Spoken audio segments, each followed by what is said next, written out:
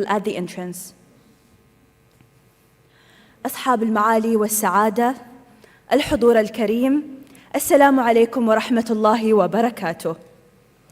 نرحب بكم في اليوم الثاني من قمة دبي الدولية للمكتبات والنشر 2025، حيث نواصل معاً هذا الحراك الثقافي الذي يجمع المبدعين والناشرين والخبراء من مختلف أنحاء العالم في مكتبة محمد بن راشد، منارة الفكر والمعرفة.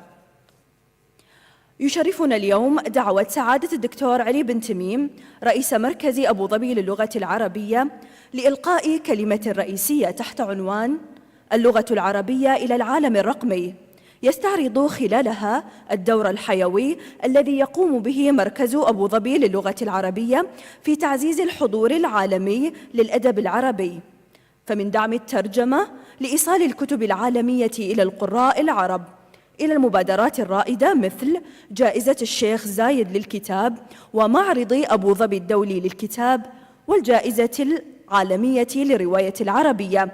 يواصل المركز دفع عجلة النمو في قطاع النشر، ومع سوق نشر عربي تبلغ قيمته مليارات الدولارات، يبرز الدور المحوري للعالم العربي في تبني مستقبل النشر بما في ذلك تأثير الذكاء الاصطناعي. وتمثل الشراكة الأخيرة بين مركز أبو ظبي للغة العربية وشركة أمازون التي أتاحت رقمياً آلاف العناوين العربية خطوة مهمة نحو توسيع الوصول إلى المعرفة وزيادة عدد القراء حول العالم. ندعو إلى المنصة سعادة الدكتور علي بن تميم لإلقاء كلمته.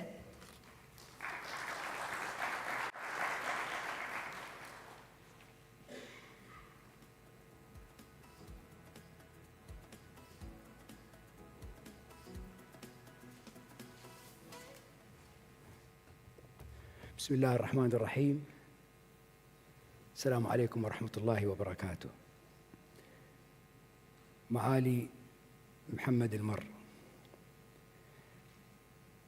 الذي قال لي عند الدخول بأن الحضور قليل، فقلت له: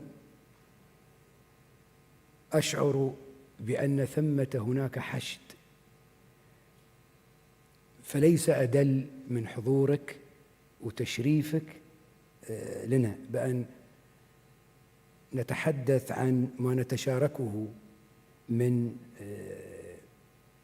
عناية باللغة العربية التي يمكن أن يشار بأنها خزين متحفي مهم للعربية. وأمس افتتحت مدرسة الفروسية في أبو ظبي، وكنا نشعر ونسترجع تلك القيم النبيلة الرفيعة التي خزنتها اللغة وعرفتنا على سردية الفروسية، كونها انتقال عظيم من الثقافة العربية إلى الثقافات الأخرى. إننا لا شك نعيش في لحظة فارقة وراهن خطير، يعني يواجه اللغة العربية كما تواجه معظم لغات العالم، لكننا والحق يقال إن العربية لغة آمنة مطمئنة، ويشار إلى أن ثمة في 2050 أزيد من 750 مليون متحدث بها. نحن لا نعرف في 2050 كيف ستكون جودة اللغة العربية تحديداً، لكننا نعرف بأننا اليوم في التحول الرقمي وفي التكنولوجيا الحديثة بأن ثمة فرصة كبيرة للغة العربية وفهمها وتعلمها، إذ أن التكنولوجيا عززت من تعلم اللغات، أي لغات والعربية من بينها، إلى أزيد من أقل من التعليم التقليدي، أقل من 60% من يقضيها الطالب من الفترة الزمنية. وهنا أشير إلى تجربة خاصة لأحد الطلبة الذي قرر أن يتعلم الإسبانية بعد أن أجاد الإنجليزية، فقضى فيها مع التكنولوجيا 3 أشهر فقط حتى أجاد اللغة الإسبانية. وبعد ال3 أشهر بدأ يقرأ العمل العظيم لسيرفانتس الدونكي خوته. الثقافة العربية تحظى بمكانة كما ذكرت وبمنظومة. التحول الرقمي يعني في حيز الكمون، يعني هي كلغة جاهزة لأن تتحول، أن تدخل هذا الأفق الجديد. ومنظومة التحول الرقمي المتقدمة بدولة الإمارات العربية المتحدة ورؤية القيادة تؤكد بضرورة هذا التحول. وأنا سأضرب مجموعة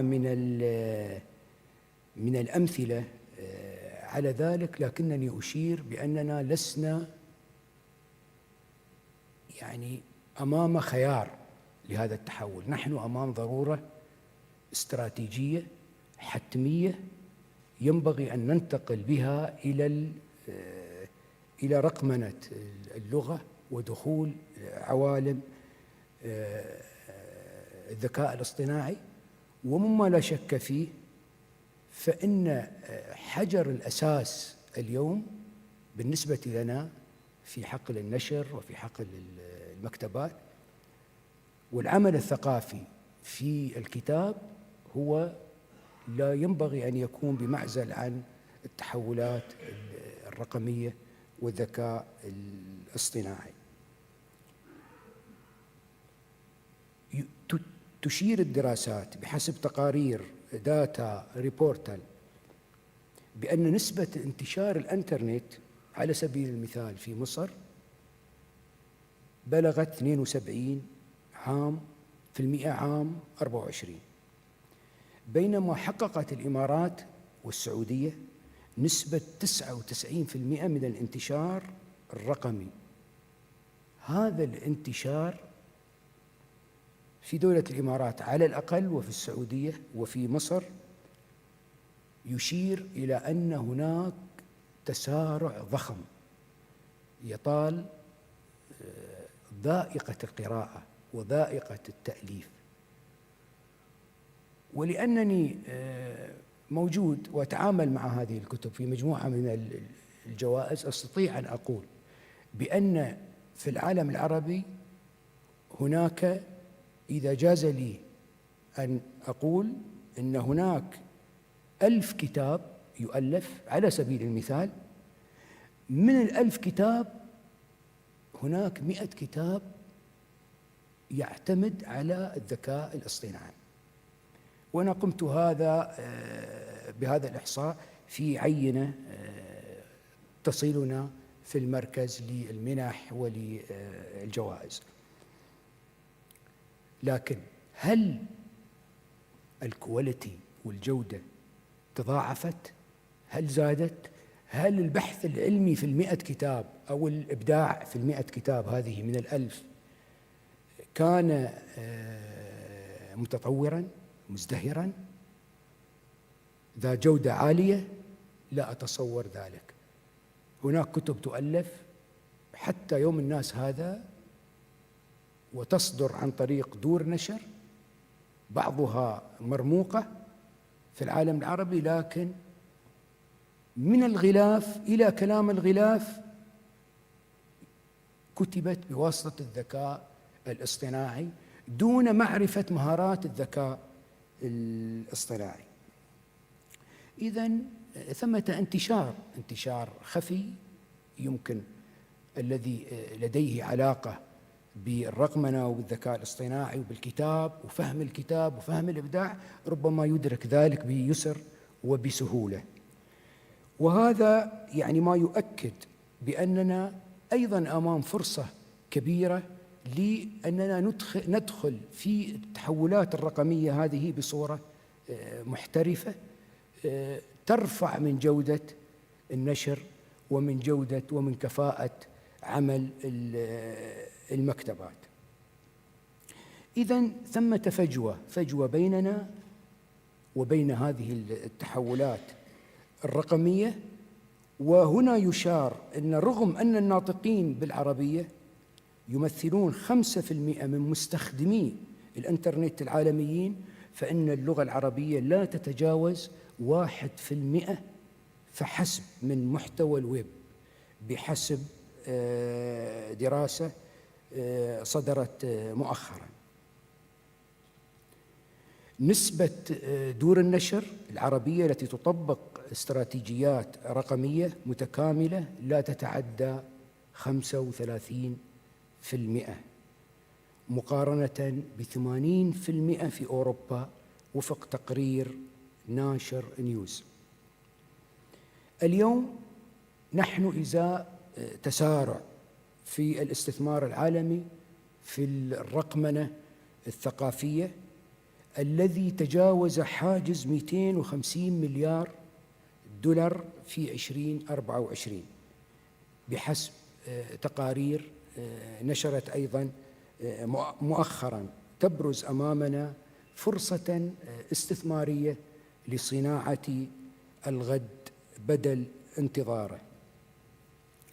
ما قمنا به في مركز أبو ظبي للغة العربية، وأريد أن أسلط الضوء على بعض المشروعات. أشير إلى مشروع الموسوعة الشعرية، أول موسوعة إلكترونية للشعر العربي أطلقت قبل عقدين من الزمان وما زالت تتطور، وتضم حالياً أكثر من 3029 ديواناً شعرياً، بالإضافة إلى ملايين من الأبيات الشعرية. زودنا الموسوعة الشعرية بمختبر للذكاء الاصطناعي، حيث يجلس الطلبة ويتعرفون على طريقة تأليف الشعر وعلى موسيقاه وعلى قوافيه وعلى بحوره. ثم أطلقنا أيضاً مشروع سلسلة ذخائر إماراتية. رقمنا حوالي 50 كتاباً اخترناهم بعناية من خلال لجان التحكيم حتى تكون متوفرة رقمياً. معجم دليل المعاني، وهو باللغة العربية وباللغة الإنجليزية بالصيغة الرقمية أطلقناه أيضاً، وهو أول معجم يوظف عناصر الصوت والصورة لإثراء المحتوى، ويتضمن حتى اليوم 7000 مادة تمثل نحو 80% من المفردات الأكثر استخداماً. نحن ركزنا على الأكثر استخداماً في معجم دليل المعاني. مشروع بارق أيضاً الذي نتعاون فيه مع جامعة نيويورك أبو ظبي ومع جامعة الشيخ زايد يهدف إلى جمع مدونة لغوية كبيرة متوازنة تصل إلى 10 ملايين كلمة موسوعية، وتطوير نموذج ذكاء اصطناعي لتحديد ذلك آلياً. يعني هل هذه المفردة يستخدمها الطفل في عمر من 3 سنوات إلى 6 سنوات؟ هل هذه الكلمة كلمة أكاديمية تنتمي لحقل لحقل الفلسفة على سبيل المثال. إذن مشروع بارق هو عبارة عن تطبيق ذكاء اصطناعي يساعد المؤلفين على تحديد أطياف القراء واختلافهم، ويسهل عليهم اختيار المفردة المناسبة للأعمار التي يخاطبها. فعلى سبيل المثال كاتب أدب الأطفال يستطيع أن يحدد وضعية هذه الكلمة وآفاق الخطاب والقراءة التي يتوقعها من القراء الأطفال. مشاريع رقمنة إصدارات المركز تتضمن التحول الرقمي لمشاريع إصدارات، وقلم للكتابة الإبداعية، وكلمة للترجمة. أيضا التحول الرقمي لمشروع كلمة حقق إنجازات كبيرة. أطلقنا الكتب الصوتية بالذكاء الاصطناعي، أثير الكتب ووجيز الكتب، ثم أطلقنا أيضا إطلاق منصة مداد، المنصة الرقمية المتكاملة لخدمات المكتبات، والتي تتيح إنشاء عضوية وإعارة الكتب والبحث الإلكتروني. مؤتمر رقمنة الإبداع الذي أطلقناه ضمن البرنامج المهني لمعرض أبو ظبي الدولي للكتاب 2025، ويناقش دور الذكاء الاصطناعي والتكنولوجيا في إعادة تشكيل المحتوى الثقافي.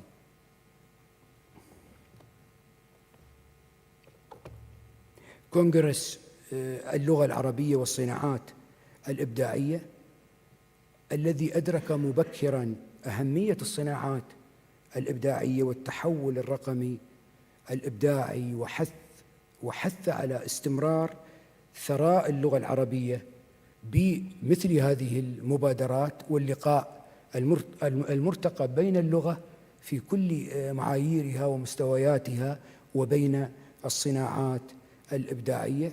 حاولنا أيضا في معرض الكتاب أن نستحدث منصة الإبداع الرقمي والمربع الرقمي. أحدث المشاركات أو المبادرات التي أطلقناها كانت لرقمنة عشرات الآلاف من الكتب بالاتفاق مع أمازون، واخترنا أيضا شريكا يساعدنا تكنولوجيا على الأقل. وهذا المشروع سوف يركز في السنة الأولى على تحويل كل ما هو متاح لدينا بعد الاتفاقات مع دور النشر والمؤسسات الحكومية، سنحولها جميعا إلى كتب متوفرة إلكترونيا وصوتيا أيضا. والمرحلة الثانية ستأتي ضمن إطار أوسع، سنتحرك إلى العالم العربي. ندرك جيدا بأن هناك حقوق الملكية الفكرية، لكن كل الحقوق ستعود إلى أصحابها، إلى المؤسسات، لأننا لن نتدخل في ذلك إلا في دعم الكتاب فقط وتوفيره إلكترونيا إن شاء الله. هذا المشروع ينبغي أن ينتهي خلال 3 سنوات المقبلة. ستفتح صفحة لأول مرة في أمازون، ستكون بالعربية ومخصصة للكتب العربية. إنني أعتز أن أشارك في هذه القمة، إذ صارت لنا قمة للنشر، قمة للمكتبات. والصحيح أن مكتبة محمد بن راشد العامرة هي قمة القمم. شكرا على كل الذين نظموا هذه القمة، والسلام عليكم ورحمة الله وبركاته.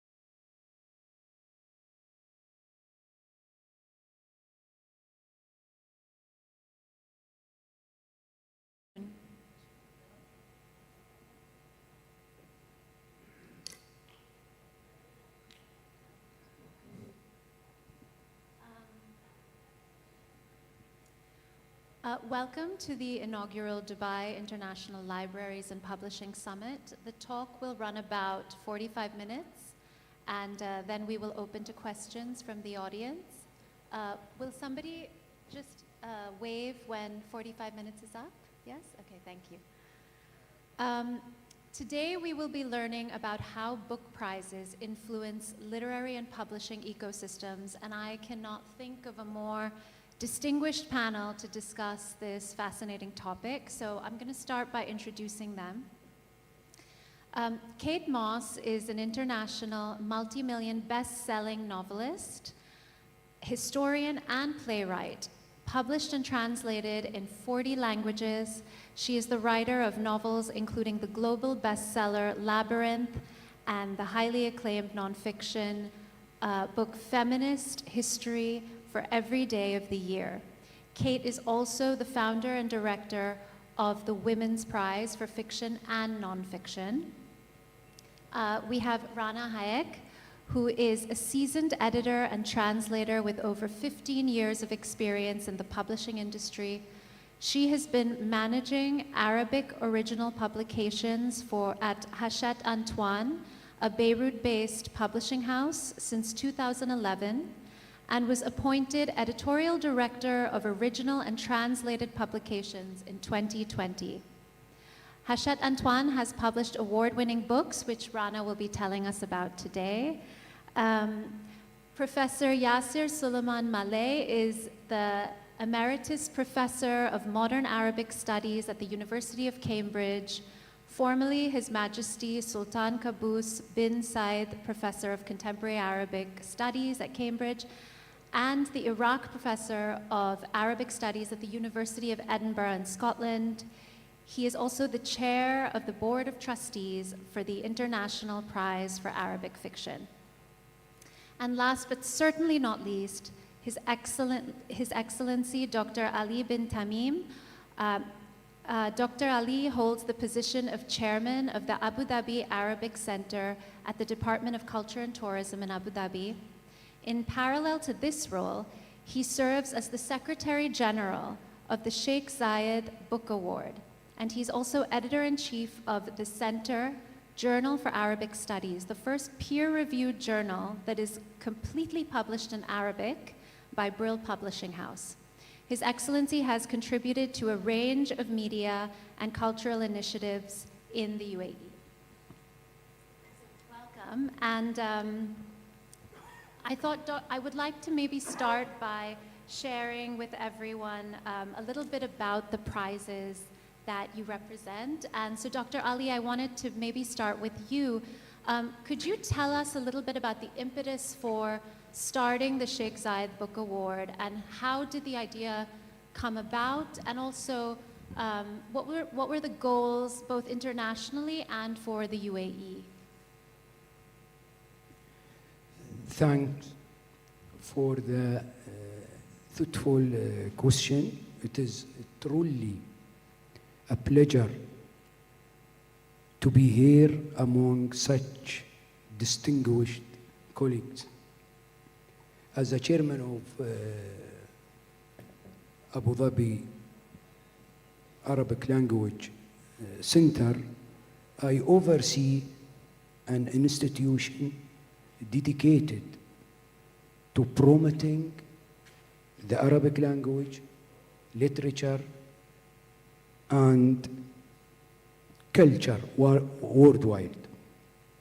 Our work focuses on empowering Arabic through technology, advancing research, and supporting the Arabic book industry through major publishing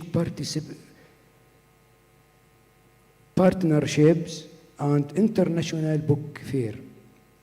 We also strive to link the Arabic language with the global creative industries. Our key prizes, the Sheikh Zayed Book Award, Kanz al-Jil, and Sard al-Dhahab, are central to this mission. Each of them celebrates excellence. The Sheikh Zayed Book Award honors outstanding contribution to culture and knowledge. Kanz al-Jil celebrates the beauty and depth of شعر شعبي or نبطي poetry. And Sard al-Dhahab preserve our oral storytelling heritage. Together, these awards express our vision to make Arabic a living, dynamic language of creativity and cultural exchange. And as a Secretary General of the Sheikh Zayed Book Award, I am proud to witness its growth into one of the world's most respected literary awards, a true bridge between Arabic culture and the world, fostering dialogue, understanding, and discovery. Thank you so much. Yasser, I wanted to, by the way, I should have mentioned that the International Prize for Arabic Fiction is also known as the Arabic Booker, correct? Could you tell us a little bit about what this prize has meant for Arabic literature? Well, thank you very much indeed for the invitation to this event. I want to say that I've learned quite a lot. I felt like a dinosaur amongst all these new advances in AI. Now, the prize, the National Prize for Arabic Fiction, shortened as IPAF, is intended to recognize and reward the best novels in Arabic literature in any one year. It was established by Abu Dhabi and was based in London, still based in London. And over the past few years, it has actually grown to be one of the most recognized, maybe best respected prizes on the Arabic literary scene. The prize also tries to promote Arabic literature and translation. It takes winners and shortlisted authors to major international book fairs and festivals. It has its own activities. So, for example, we have a tour of American universities, very, very successful event. We also do take the shortlist announcements to different parts of the Arab world, because the intention was for this prize to be a truly pan-Arab prize and a bridge to the world. The prize has produced truly stunning winners who've go on to become recognized figures in the Arab literary scene. Our winners have been translated into 34 languages, not as many as Kate's 40 languages. One of the novels, Frankenstein in Baghdad, was translated into 22 languages. So the reach of the prize is enormous. It speaks for Arabic literature. It promotes Arabic literature. It promotes translation. It promotes, alongside other prizes, it promotes Arabic literature internationally. And this is an occasion for me to thank the sponsors. Without the sponsors and without an enlightened sponsor, we couldn't have reached the audiences, and we couldn't have achieved what we have achieved so far. There's a long, long way to go.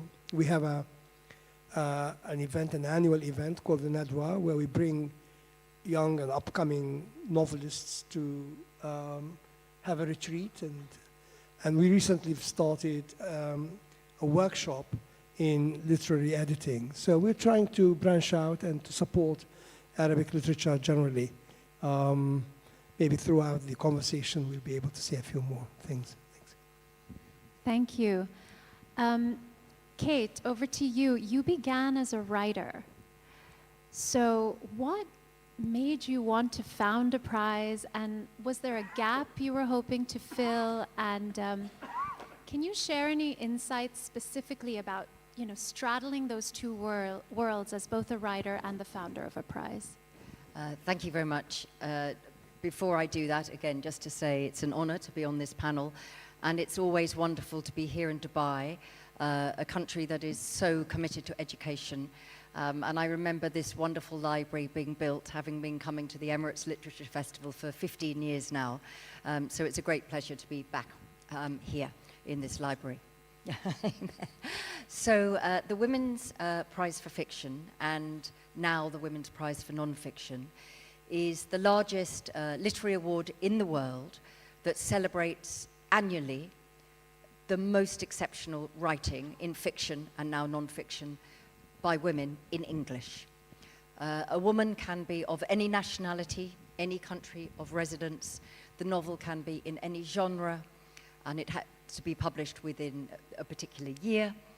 And we set up the prize after the English Booker had a shortlist in 1991 where there were no women shortlisted on the list at all.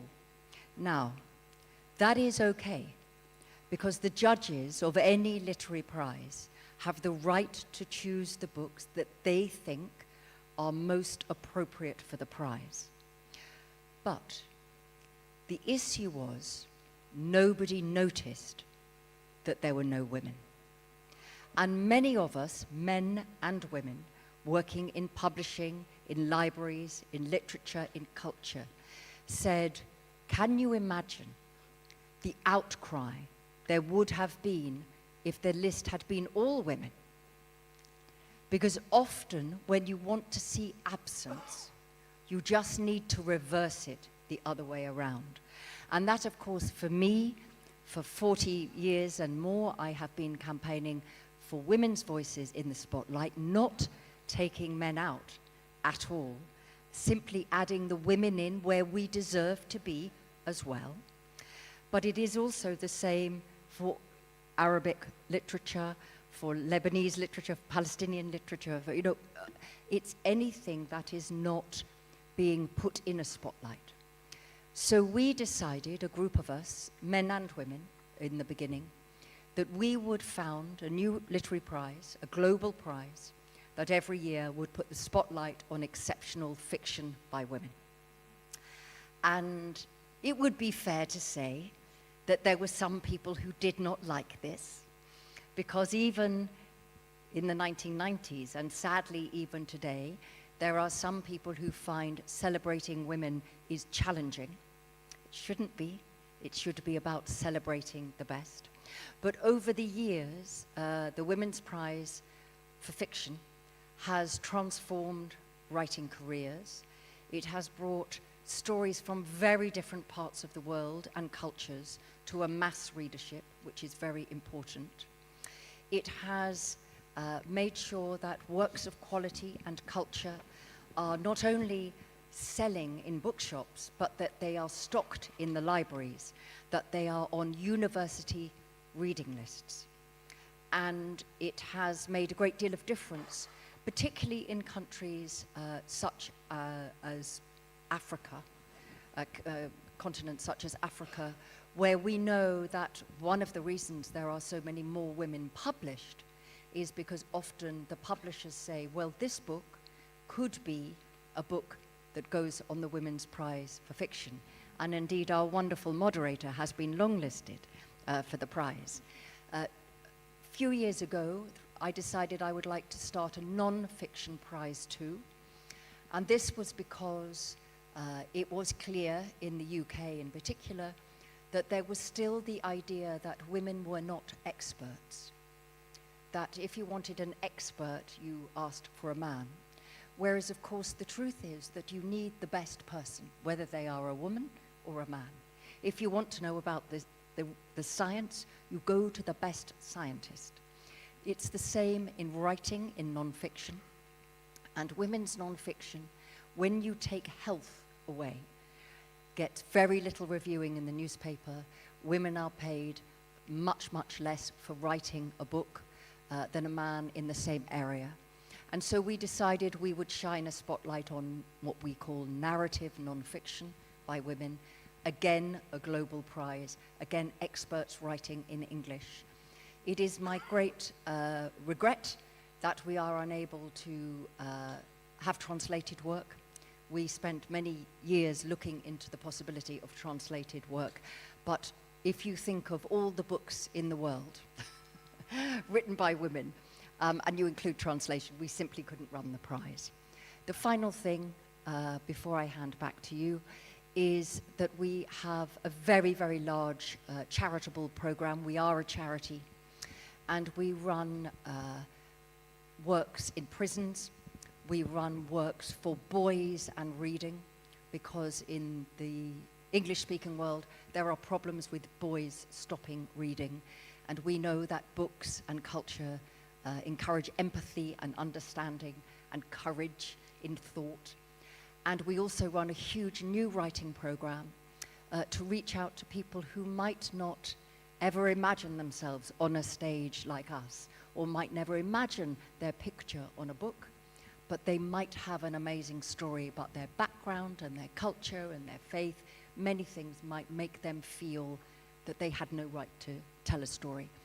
And so we have a competition called Discoveries that we run every year, and more than 3,500 people a year apply to be part of the program, and we run that as well. And so far, over the years we've run it for the last 5 years, there have been 80 alumni, and over half of those are now people whose books are published or about to be published, and they mostly come from very different backgrounds. So that is the story of the Women's Prize, and I became a writer at the same time. I never thought, of course, that what became the biggest prize would be a prize that I could never enter. Thank you so much.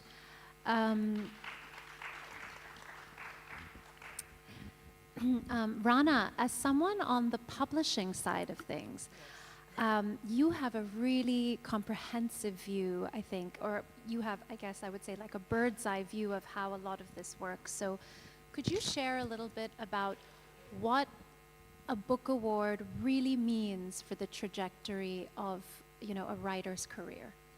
Of course. That is exactly what you just, is it working? Yeah, it's working, okay, sorry. So what you just mentioned is very important, because my approach is going to be different than the other panelists. Yes, I see things from a much different perspective. The prices were, when they started a few years ago, it was a very good opportunity, and for the writers and for the publishers, because it encourages a lot, both of them, both of parties, to like produce more and better. And it's like, it guarantees exposure, it guarantees also some lucrative compensation, and it guarantees a best like selling and translation opportunities for the title. The only problem is, during these past years, what happened is that, if I may use the word, it's a little bit a strong word, but it has a little bit like corrupted the authors, maybe, because they are now like, most of them, when they write, instead, like we know especially the fiction writers, I mean, they are writers, they shouldn't be caring a lot about the materialistic things, but what is happening is that they are eager to get there. So when I use the word corrupted, I didn't mean it that strong, but it's just to say that they have it in mind when they even write the title, the text. And that's a little bit too sad for me as a publisher and as a reader also. So it has two aspects. One aspect is really encouraging, and it's really being beneficiary to the publishing house even, because we endure a lot in the Arabic world as Arabic publishers, financially and like on different levels. So it's really a very good opportunity that we were given since a few years ago. The only, like, you know, because when a book is chosen and has a prize, it means better sellings for us and better exposure as a publishing house. And for the author also, he gets more opportunities to get translated, he sells a little bit more. And also in the Sheikh Zayed Award, because we have, like, we received it 3 times until now, even the committee itself they buy few copies also, which encourages a lot the publishing house and the author. So maybe my only concern is the psychology of the authors themselves in the Arab world, and how they always try to write specially to get the prize. That's the only... Could I just say something about this? It's a very, very important point. Thank you, Rana. My experience with the International Prize for Arabic Fiction is a little bit different. It is different in the sense that the panels change every year. We don't have the same panel more than 1 year. So the panels change every year. And when you change the panels, you can never predict what a panel would do. So we're always told that people are writing to somehow to respond to the general schema of what the prize wants. What the prize wants is excellence in fiction. That's what you said. That's what we want. We want excellence in fiction. We want to open the scene up for everybody to come into the world of literature and to compete. So this is what authors have in mind. And I think with our prize, people now have reached the conclusion that there isn't a schema, there isn't a particular topic, there isn't a particular style, because those who've tried have failed. So the best thing to do is to say, I want to write an excellent novel, a novel that will reach out to audiences, that would engage readers. And actually those who enter, publishers actually nominate, authors don't nominate themselves. Most of them value the fact that the prize engages readers.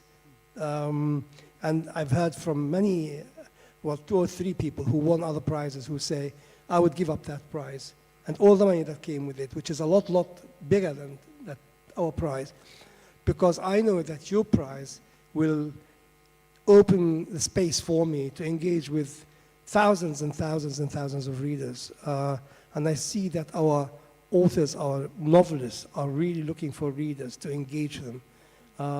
So initially, yes, but I think in the long term, what happens is that the scene starts to correct itself because people realize that all these suppositions and ideas will not bear fruit. Thank you. I would like to throw out maybe some more general questions, and you can maybe all answer. But I wanted to ask Dr. Ali also that, you know, we're living in a time where there's quite a proliferation of prizes. Of course, some are bigger in terms of the prestige and the prize money, and some are, you know, much smaller. But in this time when there's such a proliferation of prizes, how important is the brand identity of a prize and kind of sticking to that identity year after year? And also, you know, how much do you have to also be open to change and transformation as times change? It's an important question. From my point of view, a prize built its identity through honesty, clarity, and purpose. Over time, this identity become like a trusted brand. One that people respect because it represents fairness and real cultural, values. And this is the identity that we build. And this identity, we build it through honesty, clarity, and purpose. Over time, this identity become like a trusted brand. One that people respect because it represents fairness and real cultural, values. And this is the identity that we build. And this identity, we build it through honesty, clarity, and purpose. Over time, this identity become like a trusted brand. One that people respect because it represents fairness and real cultural value. At the Sheikh Zayed Book Award, we focus on excellence across all fields of knowledge. What makes our prize unique is that it celebrates Arabic culture in other language and gives special attention to the young author in the separate category, call it young author category. What also make Sheikh Zayed Book Award truly outstanding, it is ability to comprehensive and inclusive. It focuses not only on Arabic writing, but also on works written in other language about Arabic culture. This is give the award great strength. It helps advance scientific and cultural research in the Arab world, because sometimes what is written about Arab culture in other language can be more influential than what is written in Arabic itself. There is a beautiful paradox here.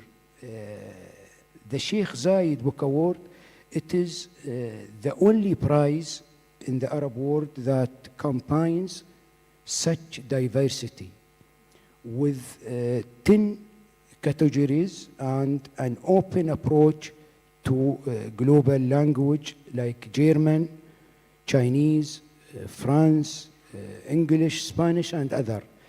That is why the award continues to attract new generations of authors and thinkers from all over the world. Our credibility comes from a careful and transparent process, from the long list to the short list to the final decision. The key is choosing judge who truly know their field and work with integrity. As Professor Yasser Suleiman mentioned it, and I think he will agree with me, accuracy and expertise lead to success. The value of the prize also comes from its name and legacy. Sheikh Zayed was the first to support books and author in the United Arab Emirates, and this spirit continues in the award that carries his name. And today, as a challenge, how we create and read a literary prize must protect authenticity. Technology should help creativity, not replace it. What keeps a prize strong, it is human core, respect for thought, imagination, and truth.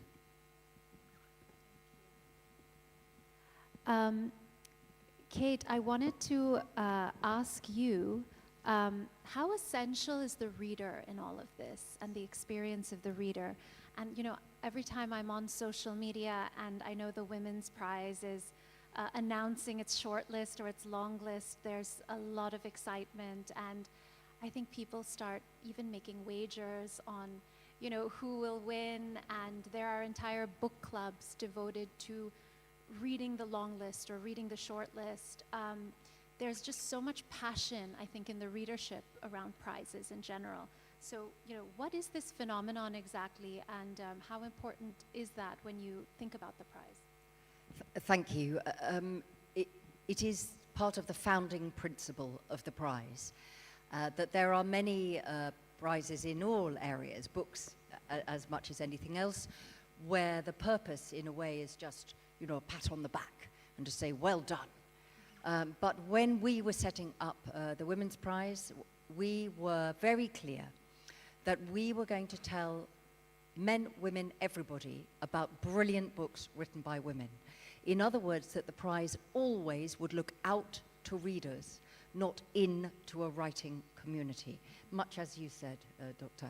Yassir. So that was part of setting the prize up in the first place, which meant that we had relationships with bookshops, we had relationships with libraries, we had relationships with reading groups, where we would, for free, provide what we would call point of sale, so materials that go into all of these spaces that have the logo on, the colors on, special things that could go on the shelf, all of this.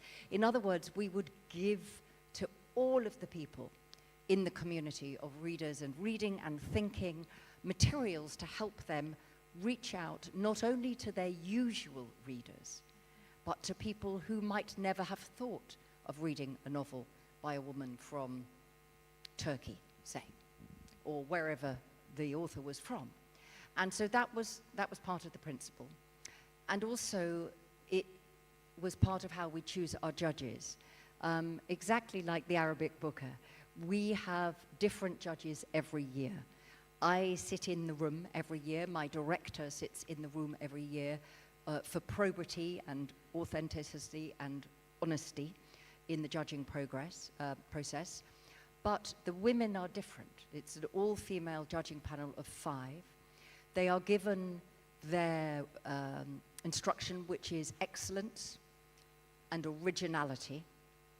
And that, of course, does not mean a story that we have never heard before, because there are no stories we have never heard before, but it means maybe an old story told in a way that transforms how you think about something. So when we choose our judges, we always have 2 readers, but the other 3 are women we admire, who have done great things in the world, who are passionate about reading. So that when we sit in the evening all talking like we were doing yesterday at dinner, and somebody who you are admiring says to you, "Have you read this book?" And you go, "Well, no, but you are recommending it and I admire you, therefore I will go and read the book." So that is the same idea of putting the reader in the judging process as well. They are very high-level readers, yes, but they are nonetheless 3 of those judges there as readers rather than writers. And we never have a majority of writers on the panel. And that is the reason that the prize has grown so big. And one of the things is we did have one sponsor when we started, a mobile phone company called Orange. Then we had a company called Bailey's, which is part of a company called Diageo, which is an alcohol company. And now we have what we call a family of sponsors, which is different organizations putting a certain amount of money in, because that makes, in this current sponsorship climate, you are safer, not with just one, obviously.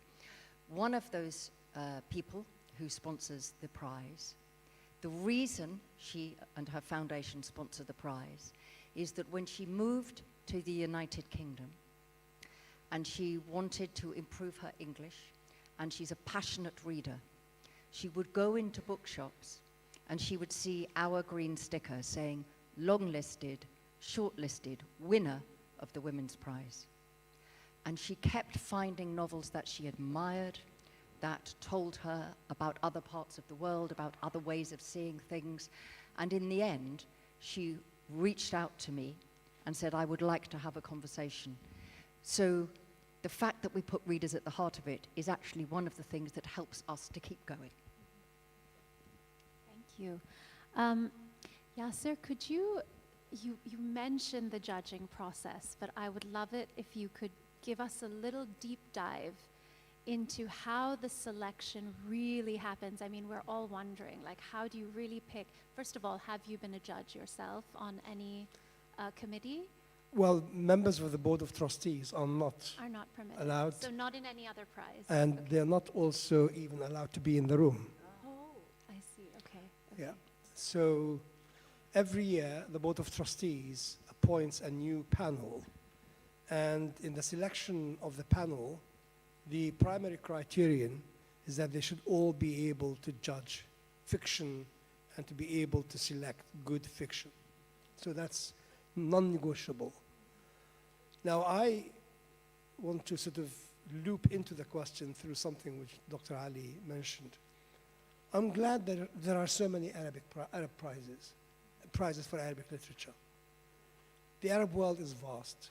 The Arab world is diverse. There are so many different genres.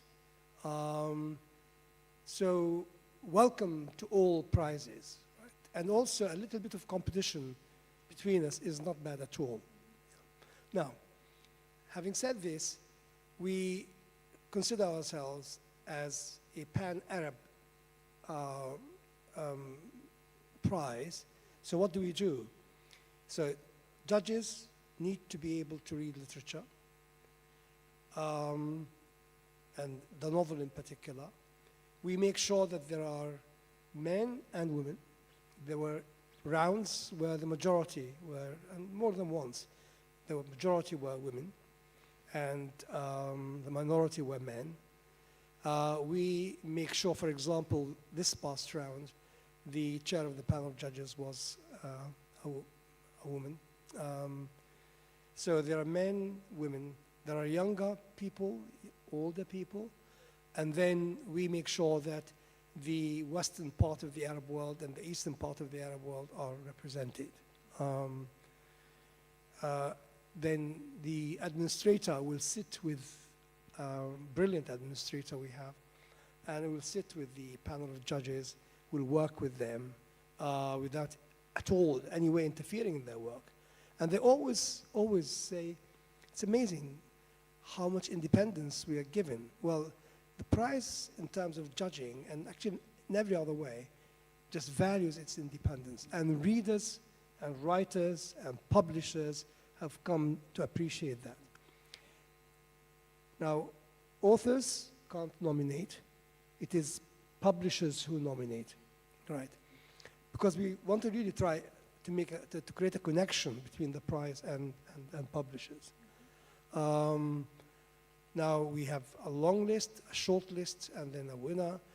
If you come to Abu Dhabi, for example, for the final event, for the announcement of the winner, you'll have all the short-listed, long-listed, and on the short list you'll find, you know, this is the 5th printing of which is unheard of in the Arab world.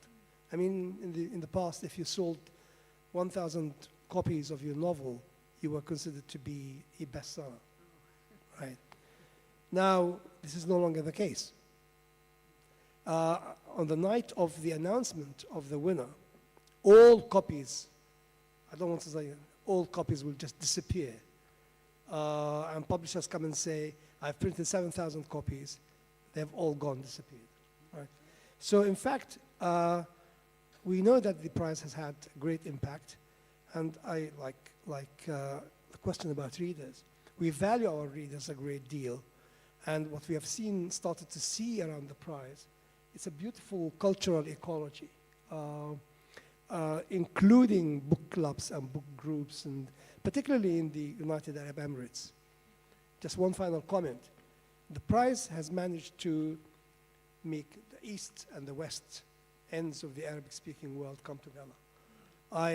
I'm not going to mention the name, but somebody won the prize, an author, very highly respected author won the prize in Morocco. And I said to him, what did the prize do to you? He said, well, before I won it, I was a Moroccan author.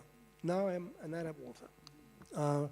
He said to me, my novel sold more copies in the United Arab Emirates than in my home country. And when it was translated into Italian, and this is a very sad story, he said, in Italian it sold more copies than it sold than the Arabic version, the Arabic original sold in the rest of the Arab world. There's a hunger for Arabic literature, and I just want to give one example.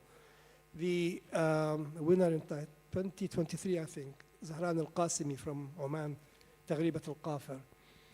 The book was recently translated into Japanese. And in 1 month, the entire first edition of 3,000 copies sold out. That tells us that there is a lot of interest in Arabic literature. And actually, this is, I say to authors, I say, this is great success. Now we have tested Japan. What we really need to do is just to go back and try to satisfy that readership. So the prize works on the basis of distance between the Board of Trustees and the judging panel who work independently. At the beginning, no one actually believed that. Now everybody believes that. Short list and long list, exactly as you said. People are expecting, and there are people who are betting, and people who want this and want that. So there is a true interest in what the prize is doing. And I'm sure that other prizes are doing the same. So I don't want to raise our prize to say I think we are working with other prizes, and welcome to all prizes. And if anybody here wants to set up a new prize, please do. There is space for prizes in the Arab world. It's a huge, huge world. So that is, I hope that I've answered your question. Yeah, beautiful, thank you. Rana, you know, going off of what Yasser just said about potentially more prizes, I wanted to ask you, since you're coming at this from the publishing side, is there any particular kind of prize or a particular genre or like a niche that you would like to see more, you would like to see that area kind of celebrated more through awards? Is there anything you feel is sort of being left out of the work that you publish, maybe a particular genre or kind of book that you feel generally gets overlooked by prizes, that you would like to see maybe another prize or you would like to see get more noticed? Actually, when we say publication, Arabic publication, it's mainly, I mean, like prizes also, it's mainly literature, so it's the fiction. Now, we all know that, sadly, poetry is a little bit like, you know, lately, I mean, like even people tend to read more novels than poetry, and this is, I think, all over the world, not only in the Arab world. And there are some prizes for the poetry, yes, but it's like a global tendency. I think what Yasser was talking about is very important. The fact that when a book wins a prize, it gets translated. This is very important, because I was just remember talking to you and Kate outside about this one-way in the industry, the one-way translation course that is happening. I mean, we translate more from the Western languages, and our literature and nonfiction is not translated enough, though we have a huge and beautiful production of fiction, like novels. And I don't envy you. It's really hard to choose between the books and the prizes. So on this level, what they're doing, the giving the book, it's like a chance to live and to like be translated into different languages is very important. As for the prizes about genres, I think maybe young adults are not well taken care of, maybe, because we have like nice and good books for young adults that are not celebrated enough. I think maybe this is the only thing that is missing. Thank you. I wanted to open it. I have more questions about the judging, but I can hold off on them. How much of a role does I can just open this up maybe now. How much of a role does critical acclaim come into the judging process? How much are judges influenced by this, do you think? And is it kind of a point is made that, no, we don't look at critical acclaim, we just kind of focus on our own sort of judging experience? I don't know if you have thoughts. We are, in our prize, the books will have to be published. It's just almost a year, so we on an annual round. Some of the books will have been reviewed. The social media gets very active, sometimes on a state-nation level in the Arab world. So it's Egypt, or whatever, sort of competing against others. But the judges will judge on the basis of what is in front of them. And that is very important for the integrity of the prize. Our prize is not a prize for the professors of literary criticism at the University of X, right? Mm-hmm. This is a prize for readers of good fiction. That is very important. And it is a prize that is not awarded to established authors because they're established authors. If they produce something which of note, absolutely fine. And so because of that, the prize actually has brought to the attention of the Arabic reading publics new novelists that people would have had to struggle for 10, 20 years before they would have been noticed. I mentioned Saud Sanousi, I mentioned Muhammad Hassan Alwan, I mentioned Ahmed Saadawi, and many others. So the prize says we will recognize and choose the best fiction, and then we will translate the winner into English, but also we support translations of long-listed, short-listed authors into English and other languages. And I would say that there has been a great deal of success in that respect.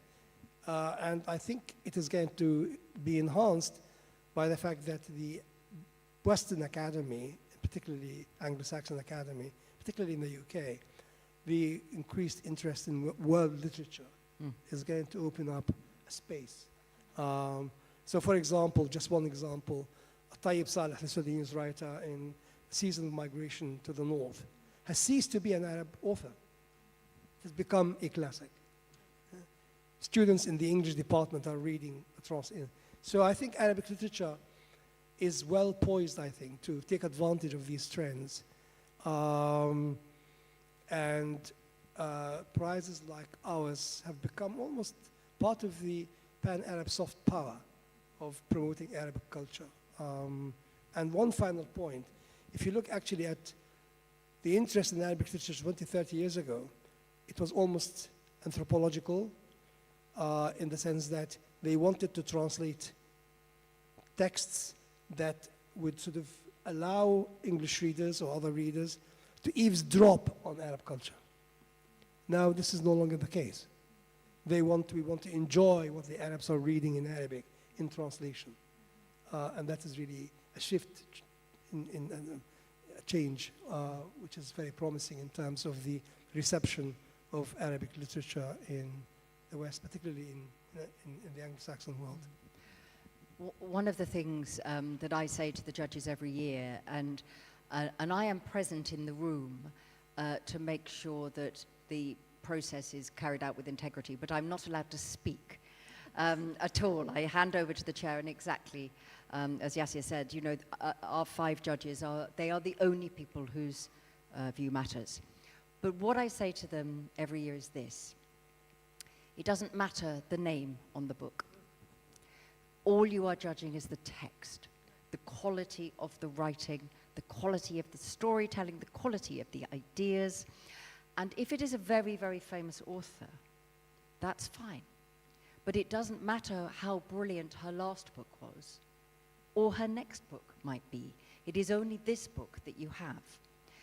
Which means that every year with our long list, and then our short list, and then our winner, we have often had debut novels that have won. But I also say to the judges every year, do not judge the novel by a very famous writer against their best work. Because sometimes people will say, well, I loved ... but I don't think this is as good as that. And I will say, but you're not judging this against that. You're judging it about the other books entered this year. So sometimes a very famous author might be disadvantaged because somebody loves their work and doesn't like this one as much. The other thing that I say to my judges every year before I hand to the chair is don't worry about your personal taste. We all have genres we prefer. We all have parts of the world we like to read about or ideas that we like to read about. You know, I, as a novelist, write about faith and the consequences of faith, war and the consequences of war. These are my subjects. I am not so interested in domestic fiction, for example, or fantasy fiction. These are not my areas. But I explain that when you're a judge, your responsibility is to ask yourself this question: does this book achieve in what it set out to do? Not whether this is the kind of book you like. Is it good enough for what it sets out to do? And that is very important to say to judges, because otherwise they feel that they won't be able to make a judgment. And I reassure them that you will. And you know, and I have judged prizes, and you think, oh, if you're very tired, you might miss a book. You don't. Quality speaks. In the end, quality always speaks. We have only 5 minutes left, so Dr. Ali, I wanted to hear from you on this question, but would you be all right if we open it to questions from the audience? And if there are no questions, then of course you can answer the question. Is it okay? Or would you prefer to answer this question? Okay, so is there any question from the audience? Yes?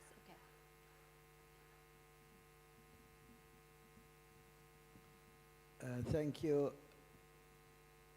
I was in the panel of the second Booker Prize.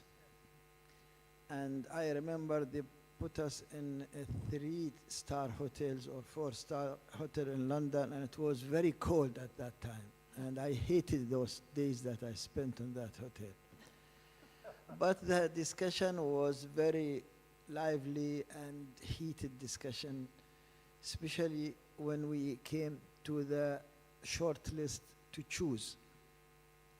And as our friends were speaking about the nature of choice in the Booker or in any other prizes, is that we were divided into 2 groups. One group that said we are choosing the books in this list, not the other books by the same authors. And the other group, as if in their subconscious, they are worshipping certain names, that if he was great in his previous literary output, then this must be great also, like the rest. And to choose Azazil by Yusuf Zaidan, it was difficult, because the group that said we are choosing from this list, we are comparing these novels, and here also Al-Basati and the others, they are great writers and they've done good jobs in the past, but in this, their work compared with Yusuf Zaidan is of a less literary importance, because although it was the first or the second novel by Yusuf Zaidan, who was a newcomer he was a professor in editing manuscripts in the past. So it was his first or his second novel. But the people who really chose him, they said, this is a great novel. It's beautiful historical novel. It insisted in 2 great ideas, freedom of thoughts, and against religious fundamentalism, which lead to violence and things like this. So we chose Yusuf Zaidan, and Yusuf Zaidan became a star overnight. From a person nobody knew to this literary star. And he done novels after that. They were not as good as Azazil, but he became a very controversial figure in the podcasts and on the TV shows and in other respects. So that was my experience as a judge in the Booker. Thank you. Thank you. Well, I think I have to apologize for the for the hotel. The air conditioning here is quite cold as well. Yes, yes. We're all freezing. I just wanted to say thank you to His Excellency Mohammed Al-Mar for his comment, which I think really hit the nail on the head. But I, as a reader, I love prizes. I love the fact there are prizes in books because I love disagreeing with the judges. I think, why did they not give the Booker Prize or the Women's Prize? This book, in my opinion, was better. That's, as readers, we all come with a unique perspective. And the point about prizes, and I'm saying this from a book-selling point of view, as soon as there is a long list, a short list for the IPAF, for the Booker, for the Women's Prize, we want to study it and we want to make our minds up about which is our favorite. So this is a sort of a, it's not betting, but in a way, we will all back a favorite amongst what the judges are choosing. And sometimes we agree and sometimes we disagree, but we love going on that journey as general readers. And I think it might be the Booker now that has a readers panel as well, who often disagree with what the final prize is, and I think that's a great thing. I believe that for publishers, getting, as His Excellency said, Yusuf Zidan, we hadn't heard of him before he won the IPAF. Having won the IPAF, he became a star and everyone was celebrating his incredible book. So without the prize, he would have been undiscovered maybe. So we need prizes, and I would like to say a huge thank you to Kate Moss for founding the Women's Prize.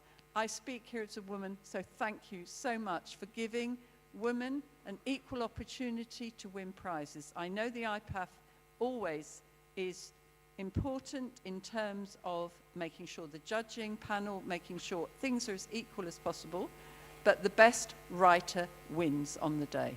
Thank you for this.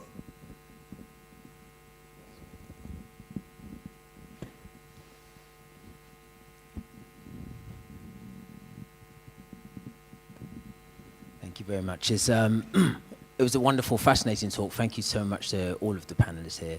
I just wanted to open up with a question about artificial intelligence when it comes to judging. Would that be a consideration to maybe negate the preferred, I prefer this person, take out the human aspect of it? Or do you think that is the whole point of having the human aspect and having these biases, as it were, to having a correct judging panel? Thank you for the question, by the way, because I didn't get to the AI question. We ran out of time, but I would love to hear from all of you on this. Well, I would say, I mean, I'm speaking on AI tomorrow, if you want to come along, and I think there's a panel in a moment about this. But I was the minister who spoke at the opening ceremony yesterday gave a wonderful speech, and I was writing lots of notes down all the way through. And there are many brilliant things, and AI is incredibly important, and we all know the problems, but we also know the opportunities.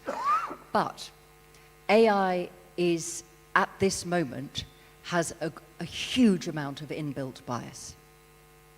So it is the opposite to making things less personal, if you like, and less governed by taste.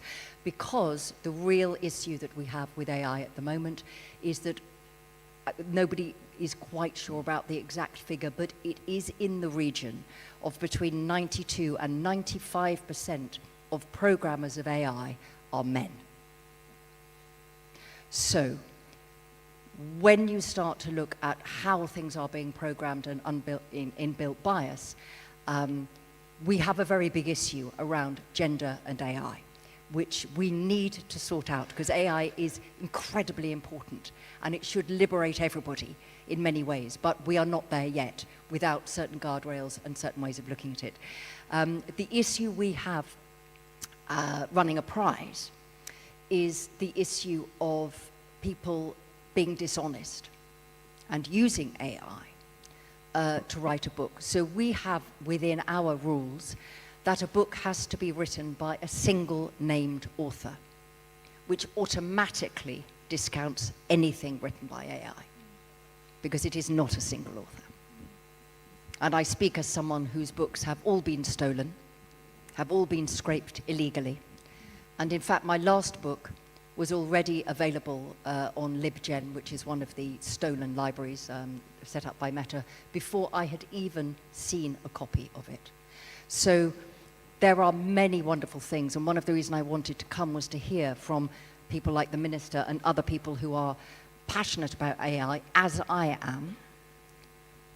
But bias, inbuilt bias, is a really big issue. So no AI judges yet. We're facing this in universities. I mean, assessing whether someone's thesis or someone's dissertation is actually theirs or not. So, so the fact that, and there are tools now to find out. I mean, they give you probabilities and all the rest of it.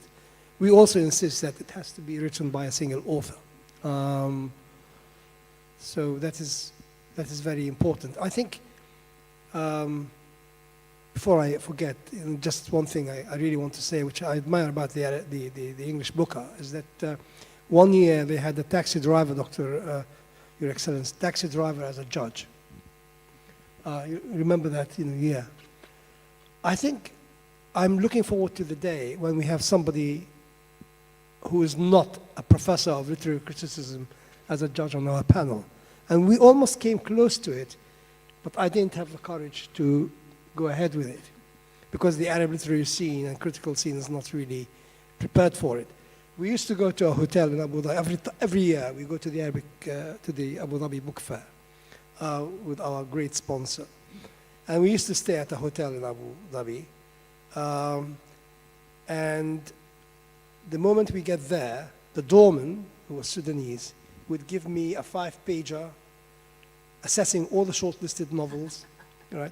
And giving me his opinion about them and telling me which one I should tell the panel to choose.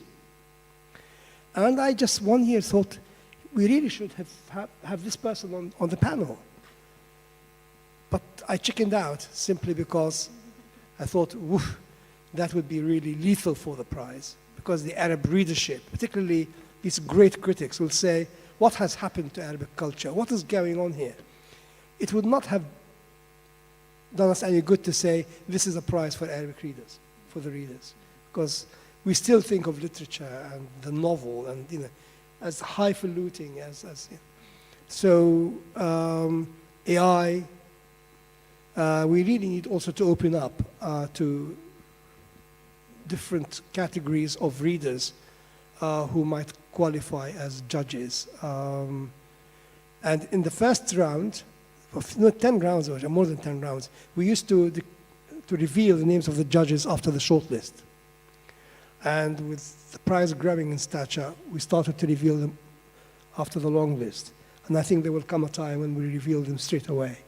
Well, I mean, in our case, because these are culturally situated. The only thing that we do in that terms is that the closing date for submissions happens, and then a week later we announce the judges.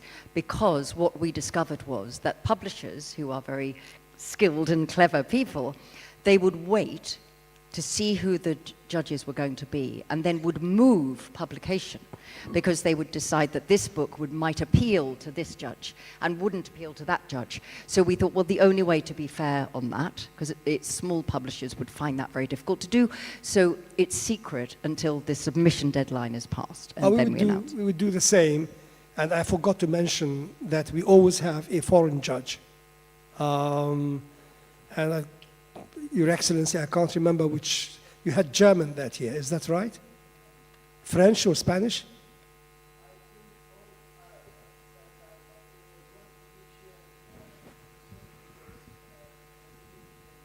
Yes, yeah. But this last round, the foreign judge was from Finland. So we had a Finnish judge. And what we do, we always make the judge speak in public, because we want our audiences to know that this person is familiar with Arabic literature, can read Arabic, can speak Arabic, can debate the literary merits, and now the question is never asked, why have you chosen a foreign judge? So we built the credibility of foreign judges on the prize, and they have worked wonders for us because they start to translate works into other languages. Dr. Ali, do you want to say a little bit To about add to the judging, my point of view, managing prize is completely different than judging. For me, judging is not simply about selection. It is about safeguarding authenticity, nurturing innovation, and amplifying new voices that shape our cultural future.